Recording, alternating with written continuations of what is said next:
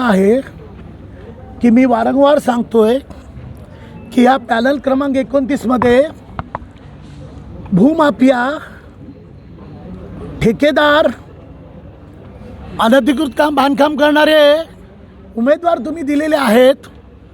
आता ह्यांच्याकडे सांगायला काही काम नाही म्हणून हे सगळीकडे पैसे वाटप करतायत. आता सगळे पैसे पकडले. एका मताला 3000 रुपये प्लस महिलांसाठी वेगळं पॅकेज प्लस त्यांना कुपन दिलेत. आताच आज पण सकाळी होता इथे कुठे भानुशाली हॉल, तिथे यांचे उमेदवार घेऊन जाऊन आले. आता कुपन घेतलेत. आता कुपनच्या माध्यमातून पैसे जाणार आहेत. ही वेळ काय येते? आज आयरेगाव बकाल करून ठेवला आहे. आपण जिथे बसलो हा सुनील नगरचा वार्ड आहे. बघा काय परिस्थिती आहे. इथल्या लोकांना विचारा, 10 वर्ष नगरसेविका बघितली का? इथे त्यांनी एक काम दाखवावं.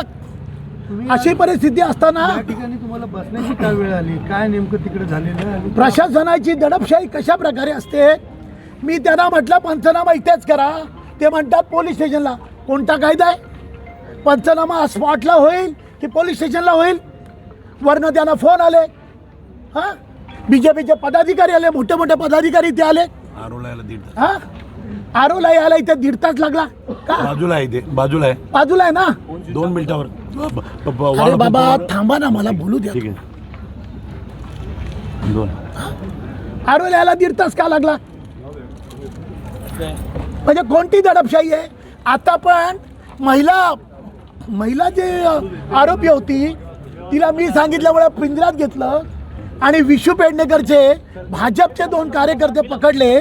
त्यांना पळवण्याचा प्रयत्न का? मी मागच्या वेळेला तुम्हाला सांगितलं की यांची पोलखोल केली. बघा कसा आयरेगाव धारावी करून ठेवलाय. आणि ते सांगितलं म्हणून माझ्यावर दडपशाही. अगदी माझ्यावर फॉर्म भरण्यापासून यांची दडपशाही. मी फॉर्म भरल्यानंतर सुद्धा मला 48 तासापेक्षा जास्त भूमिगत व्हायला लागलं का? कोणतीही ताकद आहे? उमेदवाराचा टावरेचा फॉर्म तर तिथेच रिजेक्ट झाला पाहिजे. महापालिकेचा अहवाल आहे 2022चा की याचा नगरसेवक बद्द रद्द करा. आणि सडा त्यांनी लिहिलंय, यांनी खोटे पेपर बनवले. सगळं अहवाल रेडी आहे. आता तुमची पुढची भूमिका काय असणार? पुढची भूमिका काय? माझ्या लोकांना, नागरिकांना सांगायचं, बघा आता या ठेकेदार भ्रष्ट लोकांच्या हातात हा माझा प्रभाग द्यायचा आहे का? इथे नागरिकांना विचारा. रात्री 2 वाजता जरी कॉल आला तरी हा नितीन पाटलाचं उत्तर आहे की नाही? लोक इथे आहेत, विचारा ते ना. लोक विचारा. हे सुनील नगर वाढत बसलोय मी. आता तुम्हाला माहिती आहे किती गुंड आलेत? जा त्या टावरेच्या घराच्या इथे शेकडो गुंडे आलेत. दारूने पैसे नेमकं कुठे सापडले काय? आता इथे पैसेच सापडले.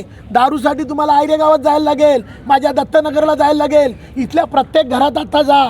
प्रत्येक घरातला नागरिक तुम्हाला ते पाकिट दाखवेल. त्या आमच्या एका महिला भगिनी ते दाखवलं की तिच्या घरात कशा प्रकारचं पाकिट लिहिलं आहे, त्यांचे किती मतदार आहेत, त्यांची नावं. त्यांना प्रत्येक मतदारास 3-3 हजारचं पाकिट आयरे गावात आणि माझ्या दत्तनगरमध्ये तर 5-5 हजाराचं पाकिट दिलं आहे. जा, तो शर्मा सलूनवाला आहे तिथे त्याला पकडा, तो लगेच स्टेटमेंट देईल. आता बघा इथे प्रत्येक घरात जावा, हे घरातली लोक सांगतील. ही का वेळ येते? सच्चाईने नितीन पाटलाला हरवू शकत नाही म्हणून दाखवा ना यांची कामं.